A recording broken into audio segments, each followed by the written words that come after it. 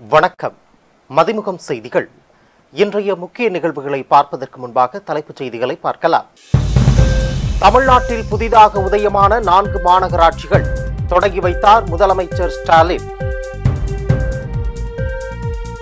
கருணாநிதியின் நூற்றாண்டு நிறைவு. 100 ரூபாய் நாணயத்தை வெளியிடுகிறார் ஒன்றிய அமைச்சர் ராஜ்நாத் சிங்.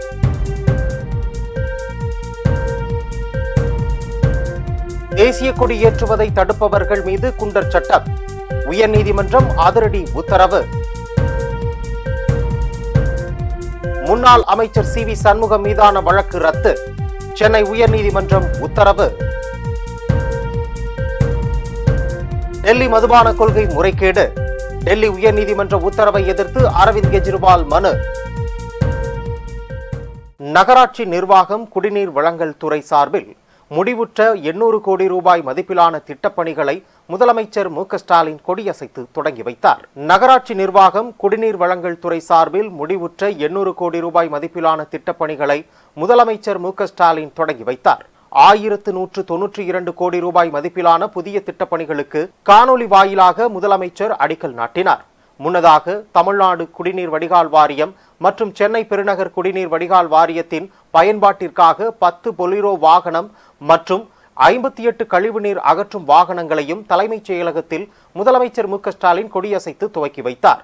மேலும் தமிழ்நாடு அரசு பணியாளர் தேர்வாணையம் வாயிலாக தெரிவு செய்யப்பட்ட 144 நபர்கள் மற்றும் கருணை அடிப்படையில் 27 வாரிசுதாரர்களுக்கும் பணி நியமன ஆணைகளை முதலமைச்சர் வழங்கினார். இதனிடையே சென்னை டாக்டர் அம்பேத்கர் அரசு சட்டக்கல்லூரி வளாகத்தில் 1,57,70,000 ரூபாய் செலவில் அமைக்கப்பட்டுள்ள கால்பந்து மற்றும் மட்டைப்பந்து விளையாட்டு திடலை முதலமைச்சர் மு.க. ஸ்டாலின் மாணவர்களின் பயன்பாட்டிற்காக திறந்து வைத்தார். இந்த நிகழ்ச்சியில் அமைச்சர் எஸ். ரகுபதி, தலைமைச் செயலாளர் சிவ்தாஸ் மீனா, சட்டத்துறை செயலாளர் சி. ஜார்ஜ் அலெக்சாண்டர், சட்டக்கல்வி இயக்குனர் முனைவர் ஜே. விஜயலட்சுமி ஆகியோர் கலந்து கொண்டனர். முன்னாள் அமைச்சரும் மாநிலங்களவை அதிமுக உறுப்பினருமான சி.வி. சண்முகம் மீதான அவதூறு வழக்கை ரத்து செய்து சென்னை உயர்நீதிமன்றம் உத்தரவிட்டது. கடந்த 2022ஆம் ஆண்டு நடைபெற்ற பொதுக்கூட்டத்தில் முதலமைச்சர் மு.க. ஸ்டாலின் குறித்து சி.வி. சண்முகம் அவதூறாக பேசியிருந்தார். இது தொடர்பாக திமுக பிரமுகர் அளித்த புகாரின் அடிப்படையில் அவர் மீது இரு பிரிவினரிடையே மோதலை ஏற்படுத்துதல், பொது அமைப்புக்கு குந்தகம் விளைவித்தல் உள்ளிட்ட பிரிவுகளின் கீழ் வழக்கு பதிவு செய்யப்பட்டன.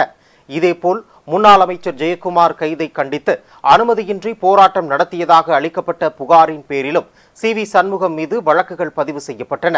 திண்டிவனம் மற்றும் விழுப்புரம் நகர காவல் நிலையங்களில் பதிவு செய்யப்பட்ட தன் மீதான வழக்குகளை ரத்து செய்ய கோரி சி.வி. சண்முகம் சார்பில் சென்னை உயர்நீதிமன்றத்தில் மனுக்கள் தாக்கல் செய்யப்பட்டன. இந்த வழக்குகள் மீதான விசாரணை நடைபெற்று வந்தது. இந்நிலையில் திண்டிவனத்தில் போடப்பட்ட அவதூறு வழக்கை ரத்து செய்து சென்னை உயர்நீதிமன்றம் உத்தரவிட்டுள்ளது. தமிழ்நாட்டில் தரம் உயர்த்தப்பட்ட திருவண்ணாமலை, புதுக்கோட்டை, நாமக்கல், காரைக்குடி ஆகிய 4 மாநகராட்சிகளை முதலமைச்சர் மு.க. ஸ்டாலின் தொடங்கி வைத்தார். புதுக்கோட்டை, திருவண்ணாமலை, நாமக்கல், காரைக்குடி ஆகிய 4 நகராட்சிகள் மாநகராட்சிகளாக தரம் உயர்த்தப்படும் என்று அமைச்சர் கே.என். நேரு கடந்த ஆண்டு அறிவித்தார். இதனையடுத்து நகராட்சிகளை மாநகராட்சியாக தரம் உயர்த்தும் பணிகள் நிறைவடைந்த நிலையில் அதனை சென்னை தலைமைச் செயலகத்தில் இருந்தபடி காணொலி வாயிலாக முதலமைச்சர் மு.க. ஸ்டாலின் திறந்து வைத்தார். இதன் மூலம் தமிழ்நாட்டில் உள்ள மாநகராட்சிகளின் எண்ணிக்கை 25ஆக அதிகரித்தது. டெல்லி மதுபான கொள்கை முறைகேடு வழக்கில் சிபிஐயின் கைது தொடர்பான உயர்நீதிமன்ற உத்தரவுக்கு எதிராக உச்சநீதிமன்றத்தில் டெல்லி முதலமைச்சர் அரவிந்த் கெஜ்ரிவால் மேல்முறையீட்டு மனு தாக்கல் செய்துள்ளார். டெல்லி மதுபான கொள்கை வழக்கில் கடந்த மார்ச் 21ஆம் தேதி அமலாக்கத்துறையால் கைது செய்யப்பட்ட டெல்லி முதலமைச்சர் அரவிந்த் கெஜ்ரிவாலுக்கு விசாரணை நீதிமன்றம் ஜூன் 20ஆம் தேதி ஜாமீன் வழங்கியது. ஆனால் விசாரணை நீதிமன்றத்தின் உத்தரவுக்கு டெல்லி உயர்நீதிமன்றம் தடை விதித்தது. ஜூலை 12ஆம் தேதி பண மோசடி வழக்கில் உச்சநீதிமன்றம் அவருக்கு இடைக்கால ஜாமீன் வழங்கியது. இதையடுத்து சிபிஐ அவரை கைது செய்தது. சிபிஐ பதிவு செய்த ஊழல் வழக்கில் தனக்கு இடைக்கால ஜாமீன் வழங்க கோரி டெல்லி உயர்நீதிமன்றத்தில் கெஜ்ரிவால் மனு தாக்கல் செய்திருந்தார். இந்த வழக்கு கடந்த 17ஆம் தேதி விசாரணைக்கு வந்தது. அப்போது நீதிபதி தீர்ப்பை ஒத்திவைத்தார். இதனைத் தொடர்ந்து இந்த வழக்கு ஆகஸ்ட் 5ஆம் தேதி விசாரணைக்கு வந்தது. அப்போது நீதிபதி நியாயமான எந்த ஒரு காரணமும் இல்லாமல் சிபிஐ கைது செய்ததாக கூற முடியாது என்று கூறி மனுவை தள்ளுபடி செய்தார். இந்த நிலையில் சிபிஐ கைது நடவடிக்கையை ரத்து செய்ய மறுத்த டெல்லி உயர்நீதிமன்றத்தின் உத்தரவுக்கு எதிராக உச்சநீதிமன்றத்தில் அரவிந்த் கெஜ்ரிவால் இன்று மேல்முறையீட்டு மனு தாக்கல் செய்துள்ளார். இந்த மனு விரைவில் உச்சநீதிமன்றத்தில் விசாரணைக்கு வரும் என எதிர்பார்க்கப்படுகிறது. தேசிய கொடி ஏற்றுவதை தடுத்தால் குண்டர் சட்டத்தில் கைது செய்ய வேண்டும் என சென்னை உயர்நீதிமன்றம் உத்தரவிட்டுள்ளது. வரும் 15ஆம் தேதி நாடு முழுவதும் சுதந்திர தின விழா கொண்டாடப்பட உள்ளது. இந்நிலையில் சுதந்திர தினத்தன்று தேசிய கொடியேற்றும் நிகழ்வை தடுக்க முன்னாள் நிர்வாகிகள் திட்டமிட்டுள்ளதாகவும் பாதுகாப்பு வழங்க கோரியும் சென்னை உயர்நீதிமன்றத்தில் குடியிருப்பு நல சங்கம் சார்பில் மனு அளிக்கப்பட்டது. இதனை விசாரித்த நீதிபதி தேசிய கொடியேற்றுவதற்கு பாதுகாப்பு வழங்குவது அவமானம் என கூறினார். மேலும் தேசிய கொடியேற்றுவதை தடுப்பவர்களை குண்டர் சட்டத்தில் கைது செய்து சிறையில் அடைக்க வேண்டும் என உத்தரவிட்டார். மேலும் காவல்துறை நடவடிக்கை எடுக்க தவறினால் நீதிமன்றத்தில் வழக்கு தொடரலாம் என்றும் தெரிவித்தார். திமுக ஆட்சி பொறுப்பேற்றதில் இருந்து யானைகளின் எண்ணிக்கை தொடர்ந்து உயர்ந்து வருவது மகிழ்ச்சி என உலக யானைகள் தினத்தையொட்டி முதலமைச்சர் மு.க.ஸ்டாலின் எக்ஸ் தளத்தில் பதிவிட்டுள்ளார். இது குறித்து பதிவிட்டுள்ள அவர், சூழலியல் சமநிலையை பேணுவதில் யானைகளின் பங்கு அளப்பரியது என குறிப்பிட்டுள்ளார். தமிழ் இலக்கியம் முழுவதும் பல்வேறு பெயர்களால் யானைகள் குறிப்பிடப்படுவதில் இருந்தே அவை இம்மண்ணுடன் கொண்டுள்ள நெருக்கமான உறவை உணரலாம் எனவும் குறிப்பிட்டுள்ளார். பல்லுயிர் காக்கும் நமது அரசின் ஒருங்கிணைந்த முயற்சிகளால் நாம் ஆட்சி பொறுப்பேற்றதில் இருந்து யானைகளின் எண்ணிக்கை தொடர்ந்து சீராக உயர்ந்து வரும் மகிழ்ச்சிக்குரிய செய்தியை உலக யானைகள் தினத்தில் உங்களுடன் பகிர்ந்து கொள்கிறேன் என முதலமைச்சர் மு.க.ஸ்டாலின் தெரிவித்துள்ளார். கைதிகள் விடுதலை தொடர்பான உத்தரவை நிறைவேற்றாவிட்டால் யூபி அரசு மீது நீதிமன்ற அவமதிப்பு நடவடிக்கை எடுக்கப்படும் என்று உச்சநீதிமன்றம் எச்சரிக்கை விடுத்துள்ளது. தேர்தல் நடத்தை விதிகளை காரணம் காட்டி நீதிமன்ற உத்தரவை செயல்படுத்தாத யூபி அரசுக்கு உச்சநீதிமன்றம் கண்டனம் தெரிவித்துள்ளது. கைதிகள் விடுதலை தொடர்பாக உச்சநீதிமன்றம் பிறப்பித்த உத்தரவை தேர்தல் நடத்தை விதி பாதிக்காது நீதிபதிகள் விளக்கமளித்தனர். உச்சநீதிமன்ற உத்தரவை மதிக்காத யூபி மாநில சிறைத்துறை முதன்மை செயலாளருக்கும் நீதிபதிகள் கடும் கண்டனம் தெரிவித்தனர். தகுதி நீக்கம் செய்யப்பட்ட IAS அதிகாரி பூஜா கெட்கர் முன்ஜாமீன் கோரி டெல்லி உயர்நீதிமன்றத்தில் மனு தாக்கல் செய்துள்ளார். பூஜா கெட்கர் பலமுறை IAS தேர்வை எழுத தனது அடையாள சான்றை போலியாக தயாரித்ததாக குற்றச்சாட்டு எழுந்தது. முன்ஜாமீன் மனு மீதான தீர்ப்பு வரும் வரை பூஜா கெட்கரை கைது செய்யக்கூடாது என டெல்லி உயர்நீதிமன்றம் தெரிவித்துள்ளது. டெல்லி காவல்துறை UPSC பதில் அளிக்க உத்தரவிட்டு வழக்கை வரும் ஆகஸ்ட் 21ஆம் தேதிக்கு டெல்லி உயர்நீதிமன்றம் ஒத்திவைத்தது. தமிழகம் முழுவதும் போதைப் பொருட்கள் விற்பனை செய்த 17,481 கடைகளுக்கு சீல் வைக்கப்பட்டுள்ளதாக அமைச்சர் மா. சுப்பிரமணியன் தெரிவித்துள்ளார். சென்னை சைதாப்பேட்டை அரசு மாதிரி மேல்நிலைப் பள்ளியில் பள்ளிக்கல்வித்துறை சென்னை மாவட்டம் சார்பாக போதைப் பொருள் பயன்பாடற்ற தமிழ்நாடு பெருந்திரள் போதை எதிர்ப்பு உறுதிமொழி ஏற்றல் நிகழ்ச்சி நடைபெற்றது. இந்த போதைப் பொருட்கள் ஒழிப்பு குறித்து விழிப்புணர்வு நிகழ்ச்சியில் அமைச்சர் மா. சுப்பிரமணியன் மற்றும் சென்னை மாவட்ட ஆட்சியர் ரஷ்மி சித்தார்த் ஜகடே ஆகியோர் பள்ளி மாணவர்களுடன் பங்கேற்று போதை எதிர்ப்பு உறுதிமொழியினை எடுத்தனர். இந்த நிகழ்ச்சியின் இறுதியில் செய்தியாளர்களை சந்தித்த அமைச்சர் மா. சுப்பிரமணியன், போதைப் பொருட்கள் விற்பனை செய்த கடைகளில் உணவு பாதுகாப்புத்துறை அதிகாரிகள் 33,28,13,200 ரூபாய் அபராதம் தொகையை வசூலித்துள்ளதாக தெரிவித்தார். அரசு குறிப்பாக உணவு பாதுகாப்புத்துறை அபராதமாக வசூலித்த தொகை மட்டும் 33,28,13,200. இந்த அளவுக்கு மக்கள் நல்வாழ்வுத்துறையும் நம்முடைய காவல்துறையும் உள்ளாட்சி அமைப்புகளும் இணைந்து இந்த பான்பராக் குட்கா போன்ற போதை வஸ்துக்களில் விற்பனை செய்பவர்கள் மீது நடவடிக்கை எடுத்து வருகிறது. நம்ம ஸ்கூல் நம்ம ஊர் பள்ளி திட்டத்தின் மூலம் பள்ளிக்கூடங்களை மேம்படுத்த இதுவரை முன்னாள் மாணவர்கள் மற்றும் தொண்டு நிறுவனங்கள் மூலம் 380 கோடி ரூபாய் நிதி வந்துள்ளதாக பள்ளிக்கல்வித்துறை அன்பில் மகேஷ் தெரிவித்துள்ளார். தமிழ்நாடு அரசின் பள்ளிக்கல்வித்துறை சென்னை மாவட்டத்தின் சார்பில் நம்ம ஸ்கூல் நம்ம ஊர் பள்ளி திட்டத்தின் கீழ் விருட்சா தனியார் நிறுவனத்தின் பங்களிப்புடன் ராயப்பேட்டையில் உள்ள ஹேபார்ட் அரசு முஸ்லிம் பெண்கள் மேல்நிலைப் பள்ளியில் 1.71 கோடி மதிப்பீட்டில் புதிதாக அமைக்கப்பட்ட கணினி ஆய்வகத்தினை பள்ளி கல்வித்துறை அமைச்சர் அன்பில் மகேஷ் பொய்யாமொழி திறந்து வைத்து பார்வையிட்டார். அப்போது பேசிய அவர், ஆசிரியர்கள் சொல்வதை மாணவர்கள் கேட்டு நல்விதமாக படித்து வாழ்வில் முன்னேற வேண்டும் எனவும், இன்று நாமெல்லாம் சமமாக இருப்பதற்கு காரணம் கல்வி மட்டுமே என்றார். அந்த அட்வைஸை கேட்டு நல்ல பிள்ளைகளாக நீங்க நடந்து கொள்ள வேண்டும். கல்வி என்பது சமத்துவ வளர்ச்சி மிகப்பெரிய ஆயுதம் என்று சாதாரணமா சொல்ல கலைஞர்.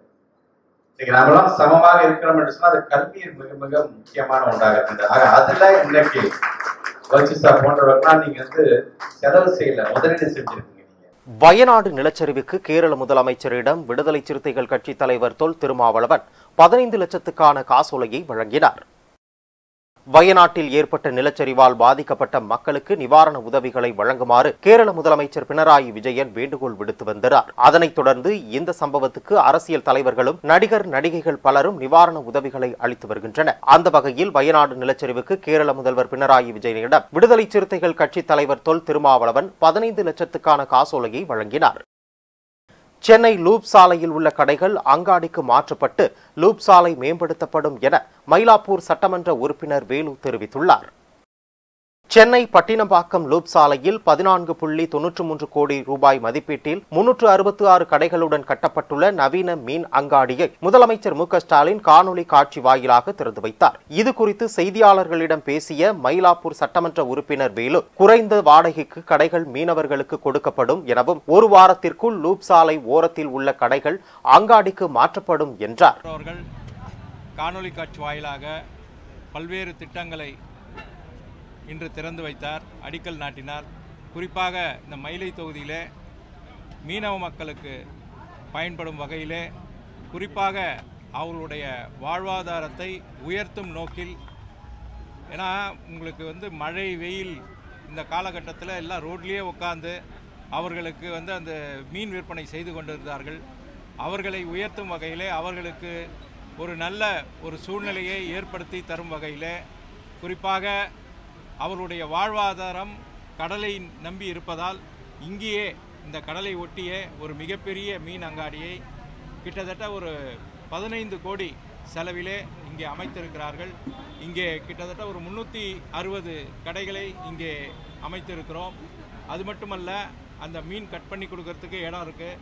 இந்த நீரை கழுவி, அதாவது மீன் கழுவுனாங்கன்னா அந்த நீர் ஒரு இடத்துல சேகரித்து அதை சுத்திகரிப்புப்படுத்தி ரீசைக்கிளிங் முறையில் பண்ணியிருக்கிறார்கள். ஆண் பெண் இதுக்கு கழிப்பறைகள். அது மட்டுமல்ல, குறிப்பாக போக்குவரத்து நெரிசல் ஏற்படாத வகையில் நிறைய கார், பைக் இதெல்லாம் விடுவதற்கான பார்க்கிங் ஏரியா ஆகிய விட்டு இந்த இடத்தை இன்றைக்கு உருவாக்கி இருக்கிறார்கள். நிச்சயமாக மயிலை தொகுதியை பொறுத்தமட்டில் இங்கே வாழும் நொச்சிக்குப்பம், நொச்சிநகர், இந்த லூப் சாலையில் உள்ள மக்களுக்கு, மீனவ மக்களுக்கு, மீன் விற்பனை செய்யும் மக்களுக்கு மிகவும் பயனுள்ளதாக அமையும் என்பதிலே எந்தவொரு ஐயமும் இல்லை. பல்வேறு மாவட்டங்களில் நடைபெற்ற நிகழ்வுகளை களத்தில் மதிமுகம் பகுதியில் பார்க்கலாம்.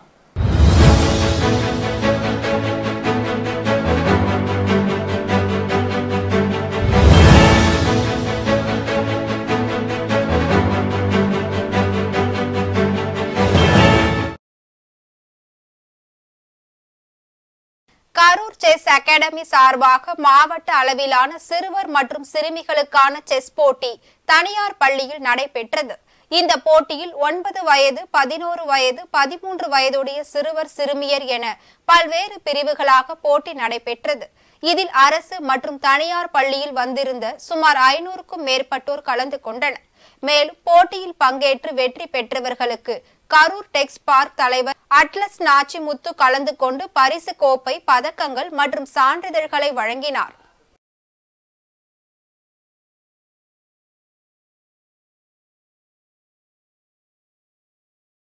திருப்பத்தூர் அடுத்த ஆம்பூர் பகுதியில் உள்ள ஸ்ரீ முத்து மாரியம்மன் ஆலயத்தில் துரியோதனன் படுகளம் நிகழ்ச்சி நடைபெற்றது. இதில் பஞ்ச பாண்டவர்கள் உற்சவ சிலைகளும் அதன் முன் பஞ்ச பாண்டவர்கள் வேடம் அணிந்தவர்களும் மேல தாளங்கள் முழங்க படுகளம் நடக்கும் இடத்திற்கு வந்தனர். அதனை அடுத்து துரியோதனன் உருவ சிலைக்கு பூஜை செய்யப்பட்டு பின்னர் பீமன் துரியோதனனின் தொடரில் அடித்த படுகளம் நிகழ்ச்சியும் பின்னர் பாஞ்சாலி முடிசூடும் நிகழ்ச்சியும் நடைபெற்றது. இதில் ஏராளமான பெண்கள் பங்கேற்று பாஞ்சாலி அம்மன் சிலைக்கு பூ வைத்து முடிசூட்டி தரிசனம் செய்தனர். மேலும் உள்ளூர் மற்றும் வெளியூரை சேர்ந்த ஏராளமான பக்தர்கள் கலந்து கொண்டு படுகளம் நிகழ்ச்சியை கண்டு களித்தனர்.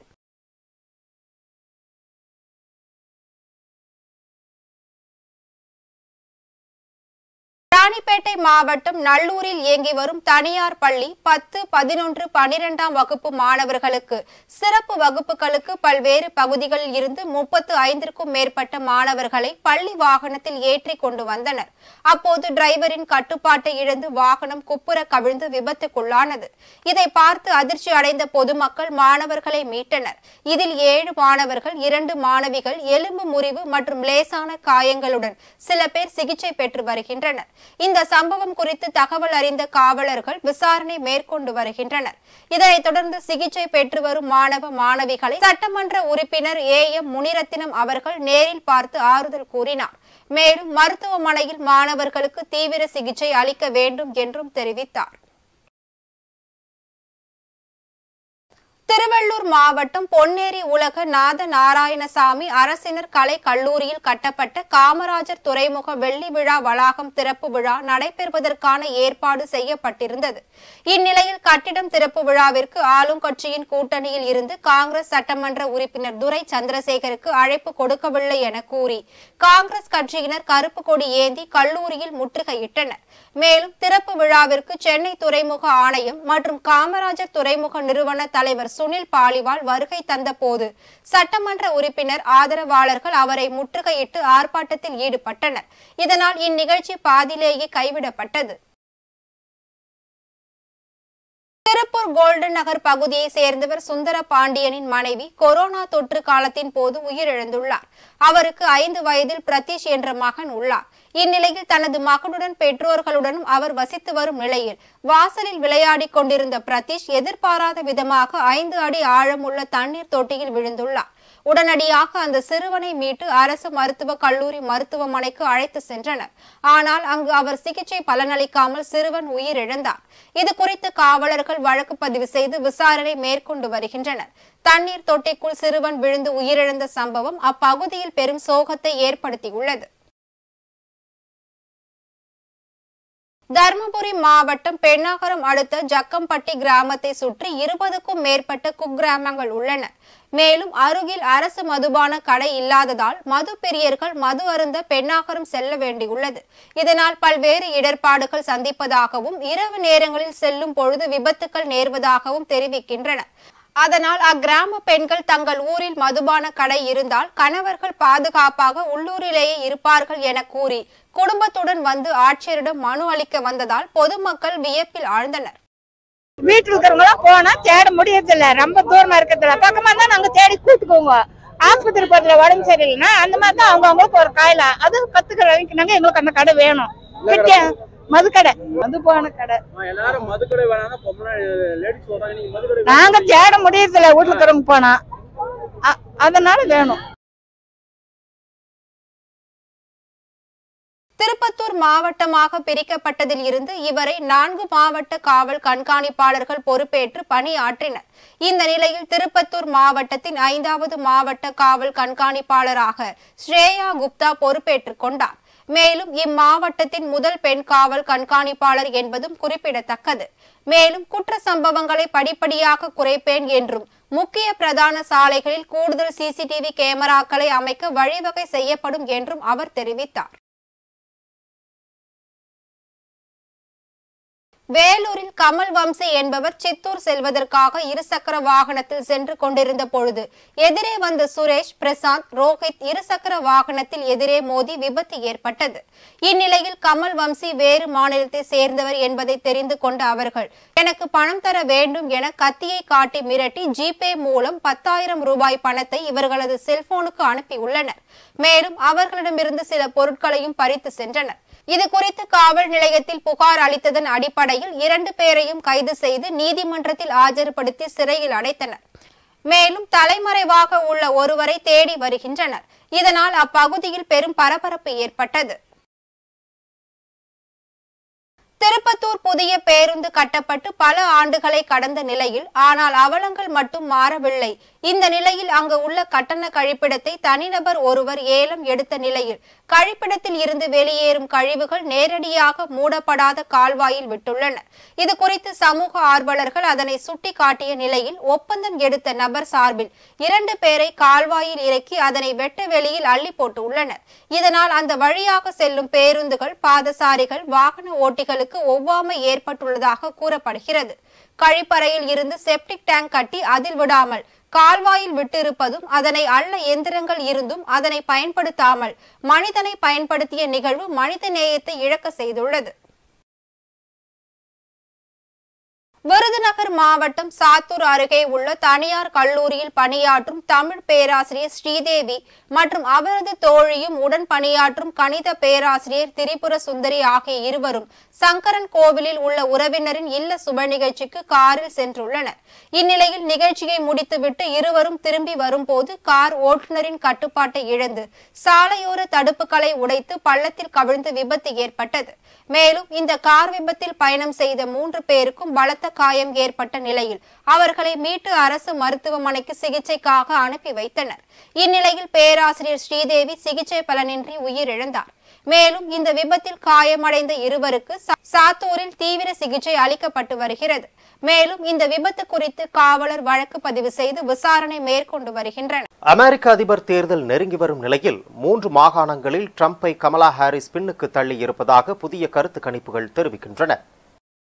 அமெரிக்க அதிபர் தேர்தலுக்கான பரப்புரை விறுவிறுப்பாக நடைபெற்று வரும் நிலையில் தேர்தல் தொடர்பான பல்வேறு கருத்து கணிப்புகளும் வெளியாகி வருகின்றன. இந்த நிலையில் பென்சில்வேனியா உள்ளிட்ட 3 மாகாணங்களில் ட்ரம்பை பின்னுக்கு தள்ளி கமலா ஹாரிஸ் குறைந்த வித்தியாசத்தில் முன்னிலை வகிப்பதாக நியூயார்க் டைம்ஸ் மற்றும் சியானா கல்லூரி இணைந்து நடத்திய கருத்து கணிப்புகள் தெரிவிக்கின்றன. கடந்த முறை இவை இரண்டும் சேர்த்து நடத்திய கருத்து கணிப்பின் முடிவுகள் ஜோ பைடன் மற்றும் கமலா ஹாரிஸை விட ட்ரம்ப் முன்னிலை வகிப்பதாக தெரிவித்திருந்தன. 3 மாகாணங்களைச் சேர்ந்த பெரும்பான்மையான மக்கள் கமலா ஹாரிஸ் நேர்மையானவர், அறிவாற்றல் மிக்கவர் எனவும் நாட்டிற்கான தெளிவான பார்வையை கொண்டவர் எனவும் கருதுவதாக தெரிவித்துள்ளனர். அதேவேளையில் கமலா ஹாரிஸ் இந்த ஆதரவை தேர்தல் வரைக்கும் தக்க வைத்துக் கொள்வார் என உறுதியாக சொல்ல முடியாது என நியூயார்க் டைம்ஸ் கூறியுள்ளது குறிப்பிடத்தக்கது. மீண்டும் தலைப்புச் செய்திகள். தமிழ்நாட்டில் புதிதாக உதயமான 4 மாநகராட்சிகள் தொடங்கி வைத்தார் முதலமைச்சர் ஸ்டாலின். கருணாநிதியின் நூற்றாண்டு நிறைவு, 100 ரூபாய் நாணயத்தை வெளியிடுகிறார் ஒன்றிய அமைச்சர் ராஜ்நாத் சிங்.